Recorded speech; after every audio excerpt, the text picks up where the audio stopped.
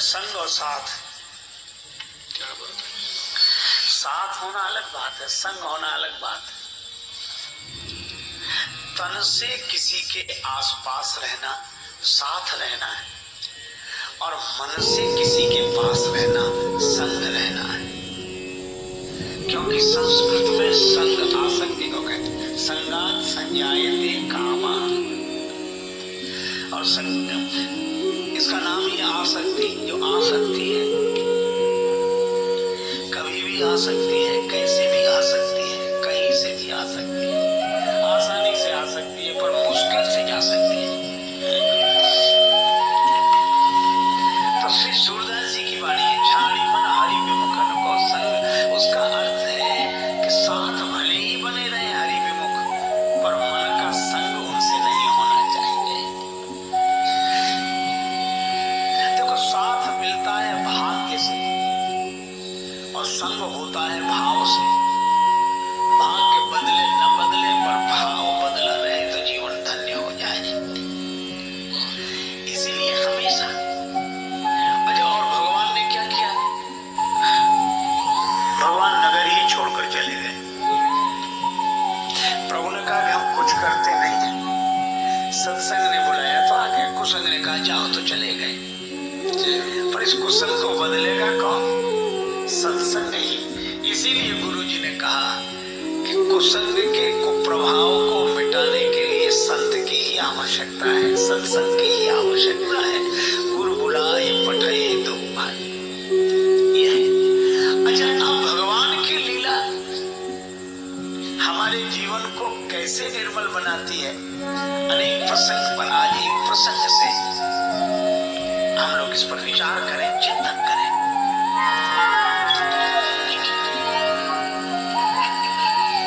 महाराज दशरथ के मन में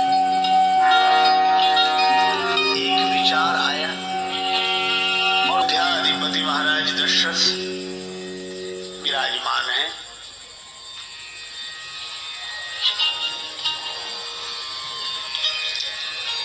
दरबारी जन विराजमान है। अच्छा, सभी प्रशंसा कर रहे हैं। अयोध्या नरेश महाराज दशरथ जैसा सौभाग्यशाली कोई अन्य नहीं है।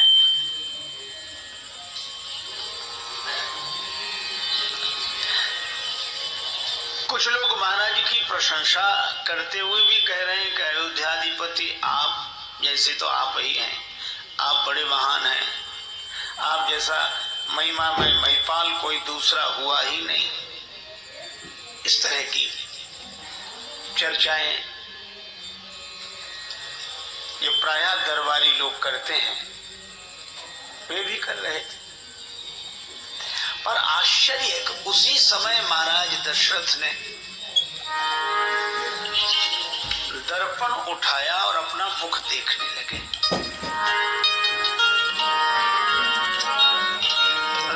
दशरथ ने दर्पण लिया और अपना मुख देखने लगे।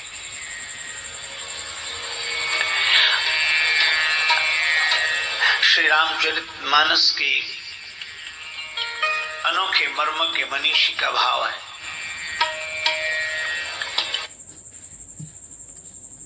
मानस के अनोखे मर्मज्ञ मनीषी का भाव है।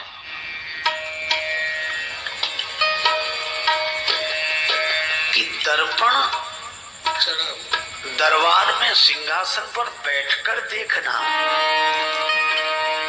यह शिष्टाचार के अनुरूप आचरण तो नहीं है।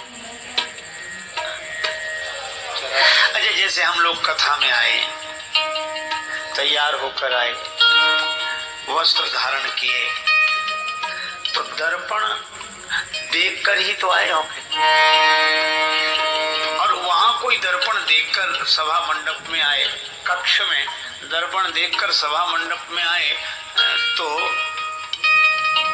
अनुचित नहीं है, किंतु कक्ष का काम सभा मंडप में आके करे, यहाँ बैठकर फिर दर्पण निकाले और अपना चेहरा देखे, तो लोग यही कहेंगे कि ये सभा में तो बैठे पर सभ्य नहीं है, शिष्टाचार के अनुरूप आचरण नहीं है। ये दर्पण वहीं देख कर आना चाहिए था, यहां क्यों देख रहे? पर महाराज दशरथ जैसे विवेकी पुरुष सिंहासनासीन हैं और उस समय दर्पण में अपना मुख देख रहे हैं, तो यहाँ कुछ विशेष बात है। यह कथा हम लोगों को उपदेश देती है और संदेश देती है। वह यह है कि जब हम किसी विशिष्ट पद पर बैठे होते हैं, विशेष उपलब्धि को उपलब्ध होते हैं, तो प्रशंसकों से घिर जाते हैं।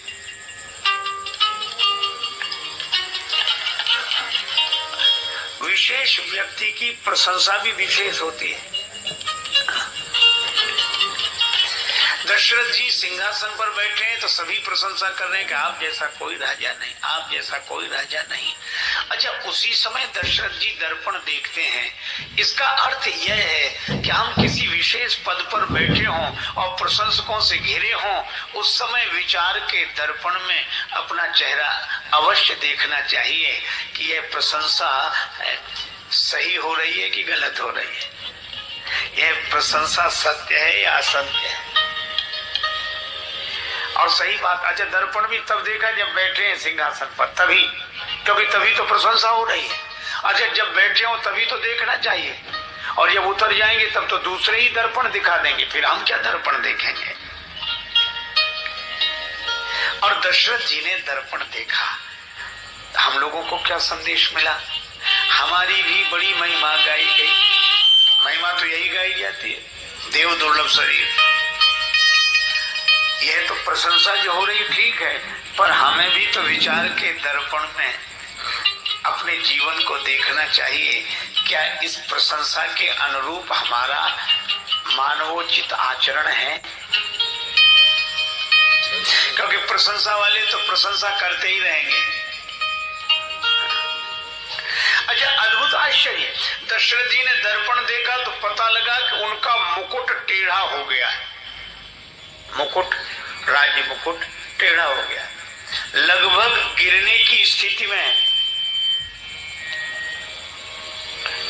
अच्छा, अब आप देखो, मुकुट गिरने की स्थिति में है और प्रशंसा करने वाले प्रशंसा करते जा रहे हैं। प्रशंसा करने वालों का तो काम है प्रशंसा करना, विचार करने की उन्हें क्या आवश्यकता।